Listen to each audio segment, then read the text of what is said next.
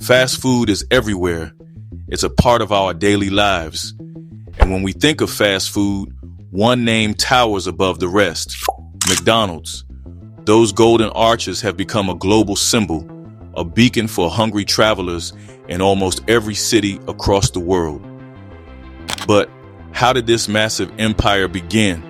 How did a simple burger stand transform into the unstoppable giant we know today? Well, most people link it with Ray Kroc, but in reality, McDonald's wasn't the brainchild of Ray Kroc. In fact, it wasn't even his idea to begin with. The real story starts in San Bernardino, California, where two brothers, Richard and Morris McDonald, had a modest burger joint. Their restaurant was revolutionary.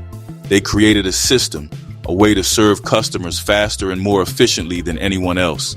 They called it the Speedy Service System, and it was unlike anything the food industry had ever seen. When Kroc stumbled upon their operation, he saw potential. He saw something much bigger than a small-town diner. That moment would change everything, not just for Kroc, but for the world of business itself, reinventing fast food.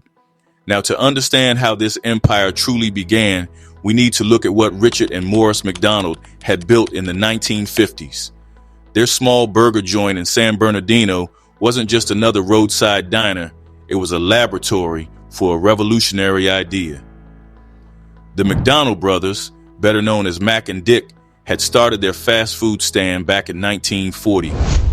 For years, business was steady but unremarkable.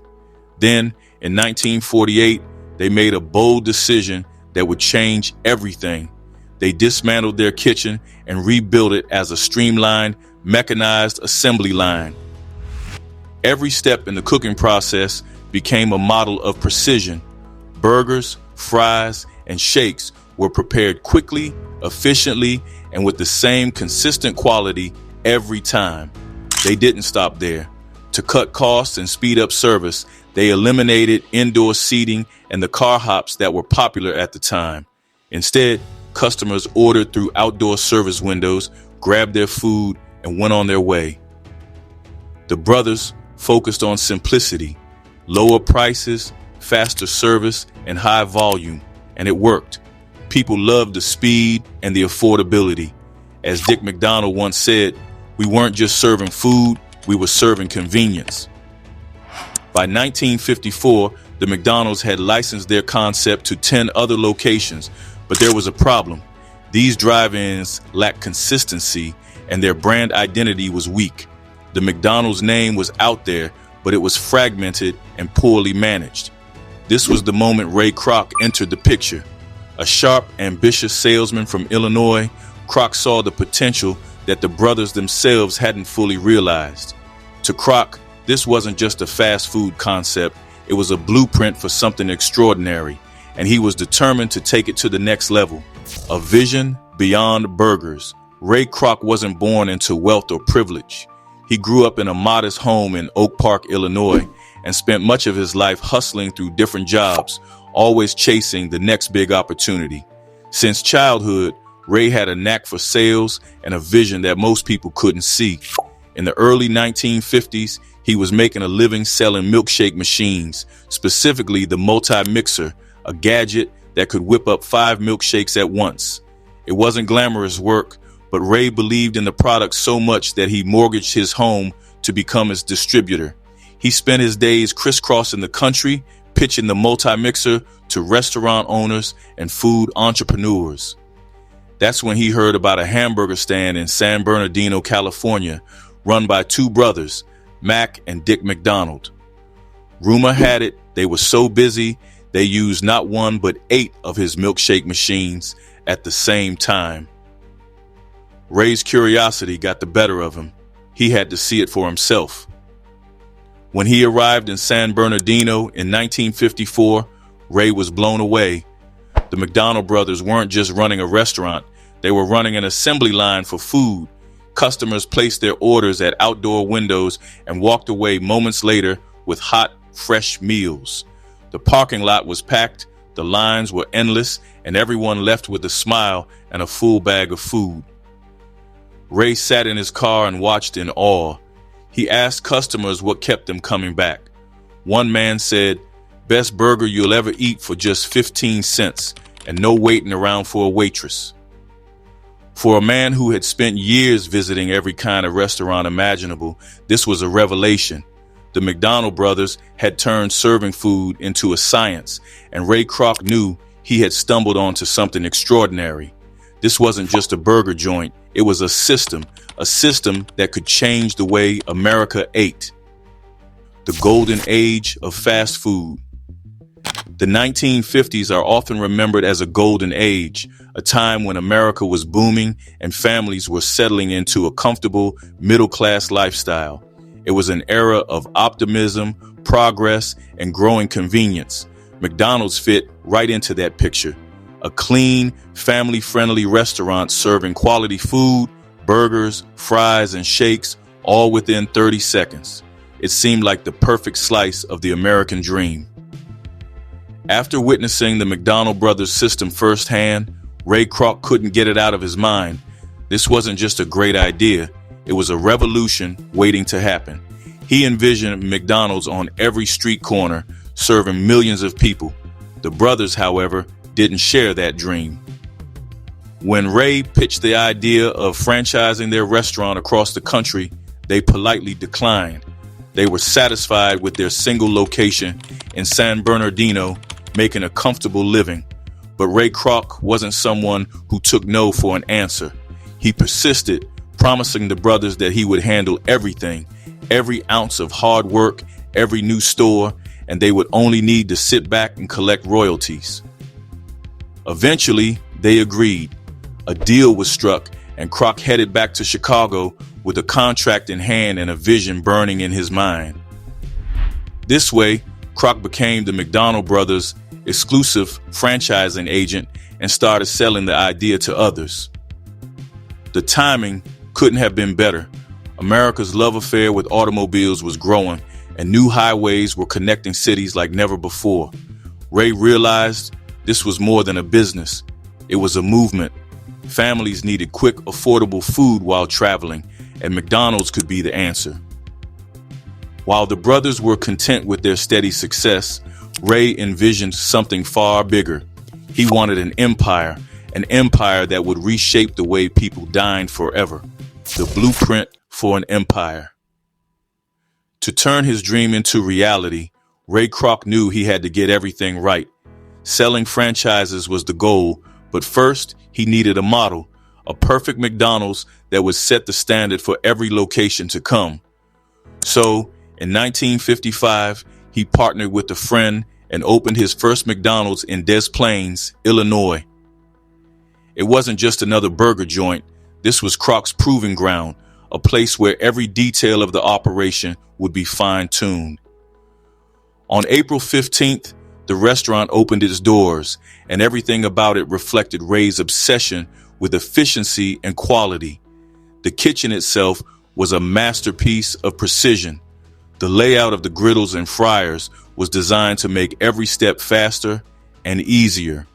The cost-saving systems the McDonald brothers had invented were all there, but Kroc took it further. He wouldn't settle for anything less than perfection, especially when it came to the food. Every burger, every fry had to taste exactly the same, no matter where it was served. Kroc also understood that location could make or break a business. For him, the right spot was as important as the menu. A McDonald's couldn't just be anywhere, it had to be somewhere special. Ray believed the restaurant's success relied on choosing prime locations where customers couldn't resist stopping by. This focus on real estate became a cornerstone of the McDonald's strategy. Ray's ideal site had to have everything: a large lot on a busy corner, visibility from major roads, enough space for parking, and the ability to build tall, iconic golden arches that would catch the eye from a distance. Every site had to be a beacon of convenience and accessibility. By starting with this first location in Des Plaines, Ray was crafting a blueprint for an empire. And he wasn't just thinking about the next store, he was thinking about the next 100, mixing with real estate. The Des Plaines location wasn't an overnight sensation like the original McDonald's in California, but it was profitable from day one. For Ray Kroc, that was all the proof he needed. This system worked, and he was ready to take the next step. He began lining up franchisees, convinced that McDonald's could be much more than just a handful of burger joints. By the end of 1956, just over a year after opening the Des Plaines location, there were already 11 franchise McDonald's restaurants spread across the country. A year after that, the pace of growth exploded. 25 more locations opened, marking the beginning of a rapid expansion that would define McDonald's future. But there was a problem. Despite the booming sales, Kroc wasn't making much money. His agreement with the McDonald brothers only gave him 1.9% of the gross revenues from all the franchises, and a quarter of that went straight to the brothers. Even with $75 million in system-wide revenue by 1960, McDonald's itself earned just $159,000. It wasn't enough to sustain the dream. Something had to change. That's when Harry Sonneborn, a financial genius and one of Ray's closest advisors, proposed an idea that would transform McDonald's forever. Instead of focusing only on burgers, fries, and milkshakes, why not focus on real estate? The company could buy the land under each restaurant and lease it to the franchisees. This way, McDonald's could earn rent without the hassle of running every individual store. Ray didn't hesitate. In 1956, he set up the Franchise Realty Corporation, a separate entity to manage the properties. The plan was brilliant. McDonald's would control the land, and franchisees would handle the day-to-day operations. The operators paid rent to McDonald's while also shouldering the cost of running their restaurants. It was a win-win. The franchisees got the chance to run their own businesses while McDonald's collected steady profits from rent. This real estate strategy wasn't just clever, it was revolutionary. By owning the land, McDonald's controlled the most valuable part of its operation, the locations. This gave the company the power to strategically expand while creating a reliable, growing source of income. What started as a small chain of burger joints was quickly becoming a real estate empire, and it was just the beginning. Becoming the global phenomenon, with the success of his first franchise locations and the growing income from his real estate strategy, Ray Kroc set his sights on expansion. In 1959, McDonald's decided to take an even bigger leap forward. The company would open and operate its own restaurants in addition to franchise ones. To fund this bold move, Kroc secured a $1.5 million loan from 3 insurance companies in exchange for 22.5% of McDonald's stock. This financial boost laid the foundation for explosive growth throughout the 1960s. But even as McDonald's expanded, Kroc wasn't content. His agreement with the McDonald brothers still felt like a weight holding him back. He wanted full control to realize his vision. Thus, in 1961, Kroc decided it was time to take the reins entirely. He approached the McDonald brothers with a simple question. "What's your price?" The brothers asked for $2.7 million, a figure that made Kroc balk. To him, it seemed outrageous at the time. But deep down, he knew this was his moment. He agreed to the deal, securing not only the company, but also the name McDonald's. It was pricey, but still it proved to be the best decision of his life. With the brothers out of the picture, Kroc had the freedom to push McDonald's to new heights. And push he did. By 1963, McDonald's had sold over 1 billion hamburgers. 1 billion. The signs outside the restaurants proudly announced the milestone. By then, the chain had 500 locations, and Kroc's dream of an empire was becoming a reality. He managed the expansion till his retirement. Even his involvement didn't end after he stepped down as CEO in 1968. For instance, during tough economic times in the 1970s, he refused to slow down. "When times are bad is when you want to build," he famously shouted at his executives. His relentless drive kept McDonald's expanding even during hard times. By the time Kroc passed away in 1984, his net worth was estimated at $600 million. McDonald's had grown to nearly 8,000 restaurants in 32 countries. Kroc's vision had turned a small burger stand into a global phenomenon, and the growth didn't stop there. By 2008, McDonald's had 31,672 locations worldwide, narrowly edging out Subway in terms of total restaurants.